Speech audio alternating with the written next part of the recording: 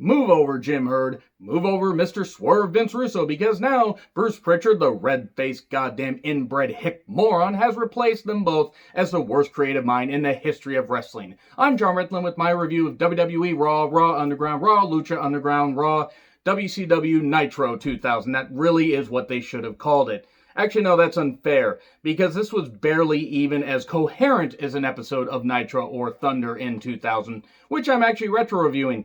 Those shows pretty much fucking sucked and had a lot of run-ins and had a lot of bullshit, but you know what? This was just throwing a bunch of shit at the wall, seeing what stuck, and what stuck was a bunch of shit. And one good promo. And a lot of madness. If there are people that like this show, by the way, that are watching this, I hope you guys enjoyed it, and I hope, honestly, that you sound off in the comments and let me know what you thought. I fucking hated it. And here's why I hated it. There's nothing wrong with trying something new because they need to pump up the ratings and they need to get the investors happy because, holy fuck, the ratings and a lot of things are sinking. Except this company is somehow making record profits despite the fact that the creative and everything is at an all-time low. Vince McMahon has now sunk lower than Vern Gagne did in the dying days of the AWA. The only thing that's keeping him going is the TV deals, and fucking hell, this show is bloody fucking rotten. It wasn't even a wrestling show. It was barely even a vaudeville act. It was like a carny show of, the lowest common denominator. It was just shit. We get these weird outages happening during the Apollo Crews and MVP entrances because they are having a U.S. title match because MVP, helped take out Apollo. And Lashley finished him off, and he was out with a neck injury for a while, except he actually had the virus, unfortunately. And I'm glad to see Apollo recovered. And if any of you are dealing with all this, I hope that you guys recover, and I hope you guys stay safe and stay well and wear your damn mask. I wear my damn mask. Off my soapbox. This was for the U.S. title, and Apollo won. Apollo won. The outages kept happening, and MVP kept getting distracted, and then Apollo won with that pop-up powerbomb thing that he does. Cool. Now I don't know what the fuck he's going to do. Maybe face Ali on the pre-show for the U.S. title. In fact, that's probably what's going to happen. Maybe they throw him in a three-way with MVP and Apollo. The show was a mess, and SummerSlam, the biggest party of the summer, or you never saw it coming. That seems to be the weird tagline. This is absolute goddamn madness, and not in a good way. I can't necessarily say the show was boring. The show just wasn't good because it wasn't even, cohesive. Some of the sequences, seemed, or everything seemed taped out of sequence or put together out of sequence. Some segments almost seemed like they should have taken place before a match instead of after a match. And they had this whole Raw Underground thing. Everything, this weird, these weird, loud noises were happening behind this closed door. With the big, black guy that Tozawa had as his big, his big enforcer. I don't actually remember the guy's name, honestly, but really, really big guy that Vince McMahon will absolutely love, so of course he's on Raw. So, MVP then says he wants his rematch next week, or at SummerSlam, actually. You know what, it might as well just be next week. Just make it next week and just give Apollo a new opponent. Somebody better. And I like MVP, but he should not be wrestling anymore. Sasha and Bayley show a video package and talking about how great they are and all the bullshit that happened with Asuka and Sasha. You remember that bullshit when they could have done everything good and they didn't? They gave Sasha a championship and it was a fucking bad idea, and this whole Sasha Bayley thing has jumped the shark. I don't care if they face off. I don't care if anything happens. I really don't care anymore. I fucking lost it with them. I'm happy that they're having fun. Great. And I hope their fans are happy. I'm fucking bored. And then Asuka vows revenge. Shayna shows up and slaps Sasha's weave right off her head. And, actually she didn't. But Shayna is my new goddamn hero. And then the Iconics and KO are talking. And KO says, I love Australia and I'd like to have you as guest. But now is not the time. Owen has the KO show. And it's Ruby Riott. Ruby Riott's here. And he says, wait, here's Liv. I convinced her to come on here. And they basically end up reuniting. Let me just say this much. I fucking love Ruby, and I have grown to love Liv. I think Liv is very good and has really improved, and I think Ruby is very underutilized.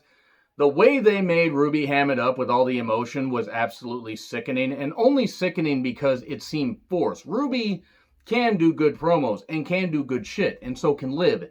This wasn't it. This made both women seem ridiculous. And both women are way better than this. Then the Iconics show up, and they, they bother Owens and, just get him going with repeated strokes to his face, and then manage to, get beaten up by Ruby and Liv, and then we get that match. Owens is on commentary. The most devastating maneuver in all professional wrestling, a surprise roll-up. Liv pins one of the Iconics for 3. I actually forgot which one. I think it was Billy, but I'm not really sure. And then they get a brief brawl afterwards. We then get Charlie talking about overturned boxes and stuff like that. And this is what we're going with. We're going with a group causing anarchy.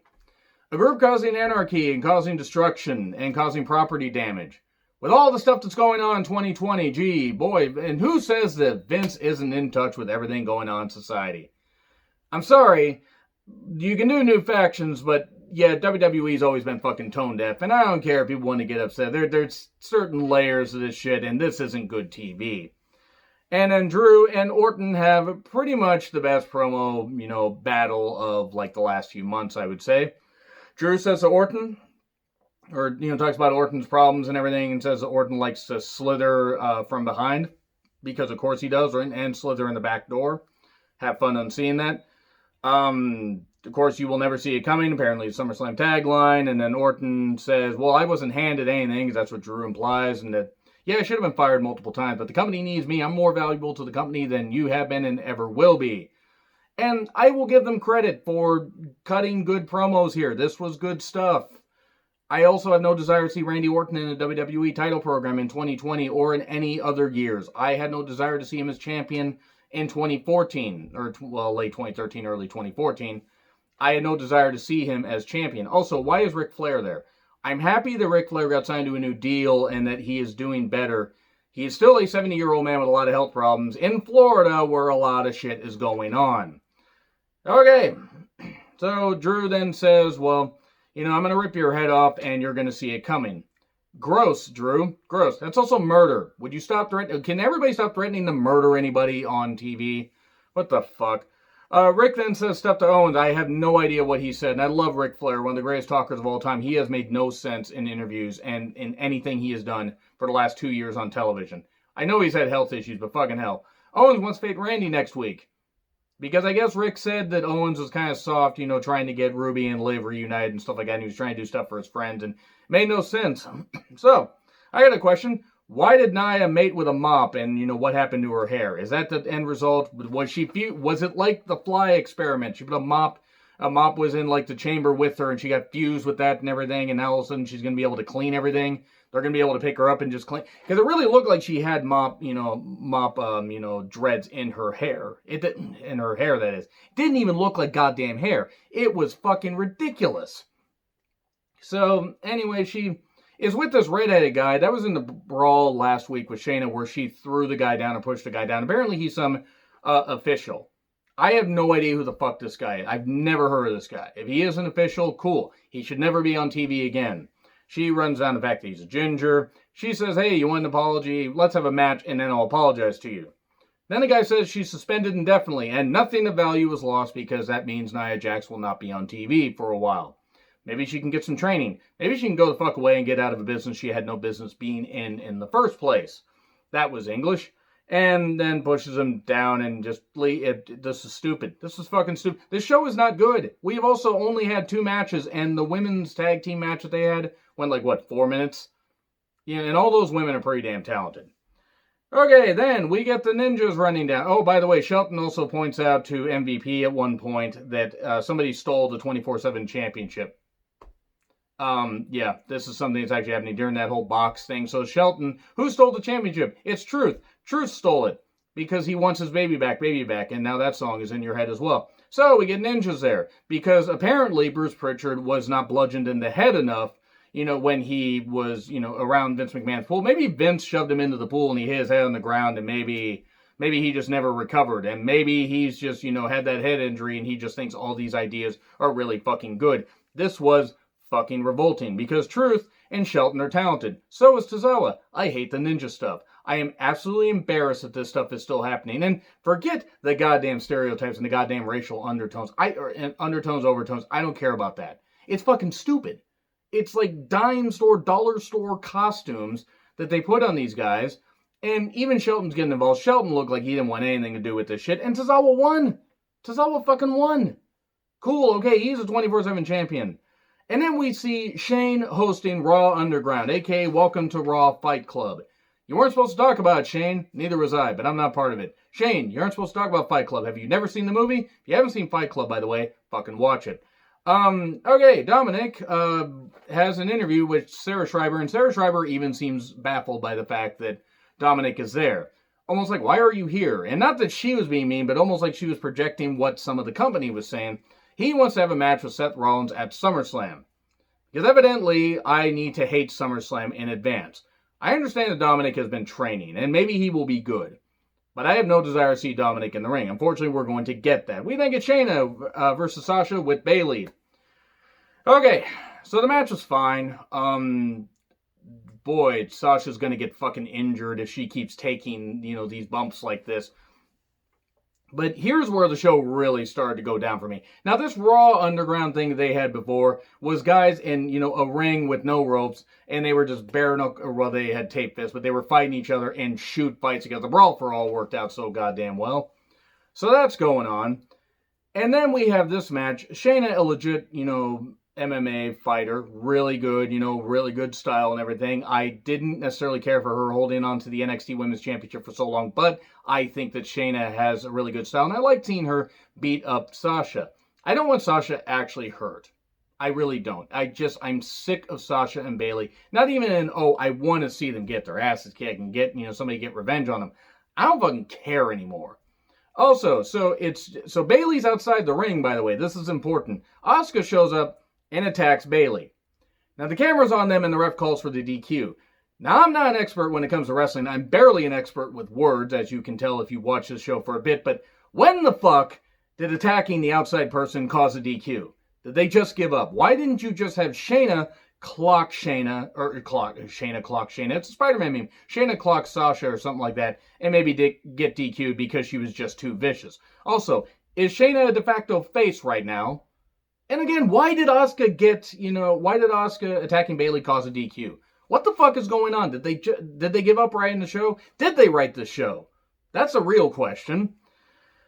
Oh, we then get Asuka here for an interview. Then we get recaps of last week because, again, we need to be reminded of what happened with the bullshit and Sasha getting an undeserved Raw Women's title run. Asuka wants another match with Sasha at SummerSlam. Then Shayna comes out and says, "Hey, I want you to win so I can take the title from you." Okay, whatever. And then Sasha comes out because we just need to have... They're running with a small crew and they just got to have everybody appear about 50 million times. So it is like an episode of WCW Nitro 2000 because they just kept having the same people appear in like four or five segments. And we get, you got to beat Bayley next week. And then you can face me. What happened to Stephanie making these rules? I mean, not that I want Stephanie on TV anymore, but get an authority figure. That is not a McMahon and get them on TV. Make Joe an authority figure. A authority figure, if you will. I screwed that one up. Moving on. Garza is with some bottle blonde from The Bachelor. I don't know what her name is. I don't care. Why is The Bachelor still a thing? Why does it get ratings? Why was The Bachelor ever a thing? I don't know if this woman's nice or not. I don't really give a shit. The Bachelor is a fucking stupid show. And again... most reality TV at this point is pretty fucking stupid. At this point, I emphasize. Alright. Garza also hands her a flower. He wants to deflower her later. Like she hasn't been already. Moving on. Also, he's married, so that wouldn't be a very good idea. And then Zelina came in like a dark horse. Literally, she looked like that Katy Perry video. I'd say that to her, but she blocked me for some reason. I like Zelina. I think Zelina deserves, a pretty good run, in the ring. Once she's done being a manager. Make her a wrestler/manager. But anyway. We get Raw Underground, hosted by Shane. Very little rules was the actual wording here. Very little rules. Okay. Very little rules. So, we can assume the Hornswoggle was involved. What? Why the fuck? And why was Babatunde there? And why were there strippers? I don't really care about the fact, they're trying to make it like the TNA Asylum thing or the fact that they're going back to the Attitude Era and stuff like that. Let me make it clear. I don't give a shit if women want to strip and you want to do that and you want to be dancers, you want to earn your money, cool, whatever. I just don't see what the point of it was. Hey, we're presenting women as legit athletes. Oh, here's some women that are strippers. It's just a weird balance and everything. It's kind of going backwards for no reason. It didn't offend me. It was just odd. I didn't see why they bothered having them. And also, it was a very small space, so why didn't you just have the fights? Like, what the fuck is going on? Also, this was definitely like Lucha Underground. Not that Lucha Underground was the only company to do cinematic wrestling, but they were the first one in a while to do it pretty damn well. And then we get the Street Profits yelling a lot. And then Montez Ford starts acting weird in the next match. It's Dawkins versus Garza, and Montez is shouting, but then Montez suddenly passes out. Oh no, what's going on? Oh no, what's happening? No, he can't continue in his match, except then he faces Andrade, and he can't decide whether he should faint, shouldn't faint, or whatever. He fires up, and then he passes out. And what the hell is going on? My God. Oh, it turns out, well, I'll tell you here in a bit, the match was called off. And then Murphy watches what he did to Alistair. And then Rollins says, okay, let's go out and take care of Dominic. And there's more strippers just there for no reason. In the fight underground pit, of despair, of doom. And then Eric destroys some guy because the Viking Raiders weren't ruined enough before this. Let's do this shit. This is a bad idea. Doing the fight pit on NXT is one thing. That was a novelty, and that was actually pretty good. Doing this shit, oh no, all this other shit's fake, but this is real. It's like the Brawl for All. It's fucking bad. So, someone poisoned Montez Ford, apparently. They're going to roofie somebody in 2020. That's a really good idea. Well, I mean, not roofie. You get the point. They spiked his drink. I understand, again, tone deafness, but come on, you have this bullshit. Don't do that. Don't poison somebody's drink. It's like WCW 2000. It's like all this shit going on. I know I reference that a lot in mainstream or, current WWE programming, but it really is holding true. It's like Russo was rehired. Or Bruce Pritchard just became Vince Russo. And I don't know again if you can tell, but I really didn't like this show. And they promised a new faction. And then these guys show up in all black blowing up shit. Blowing up the power station. Going back to Robot Holocaust. Okay, so, right, we got all this stuff going on and destruction and everything, but let's have guys all in black show up and blow shit up. That'll send the right message of what we're trying to do. This is a bad idea. So then we get, we get the Hurt Business. Okay, they're there. They're around. They're going to go take care of the, Union Raw Underground. They should have played Union Undergrounds across the nation, by the way. They really should have. Then Seth and Ray recaps. And here's Seth. He's here to target Phillips and basically yelling at him for not being an unbiased announcer. Thanks, Seth. You realize Michael Cole hasn't been unbiased, and a lot of announcers haven't been unbiased for about, 25 fucking years. But that's good, Seth. That's good that you realized it now. And then Joe stands up to him and says, you're not going to take down my my commentary partner. He's about to get in the ring and everything. We get back to the next segment.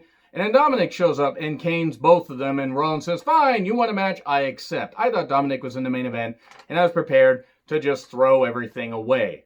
But then they had more of the fight underground. Dolph, with the full rear mount on somebody. Have fun on seeing that. And then the Hurt Business comes in and they cause everything and they destroy. And this is what should happen to everything that WWE has booked for the rest of the goddamn year. That might as well be what they've done with everything for the rest of the year. I recognize there are some people going home, there are some people getting sick, and I wish nothing but the best for the talents and the staff, because truly they deserve to be healthy, and it's got to be scary, especially being in Florida doing all that shit. This was bad television. This was 100% bad television. Some of the worst shit that I've seen this year, easily. It's almost as bad as the Claire Lynch angle, because I could actually see this TV being as bad for a number of weeks. Look, trying new things is one thing, but this is just bad. This is really fucking bad. Anyway, let me know what you think in the comments. Like, share, subscribe, Twitter handle in the description. I'm John Ritlin. I'll see you soon.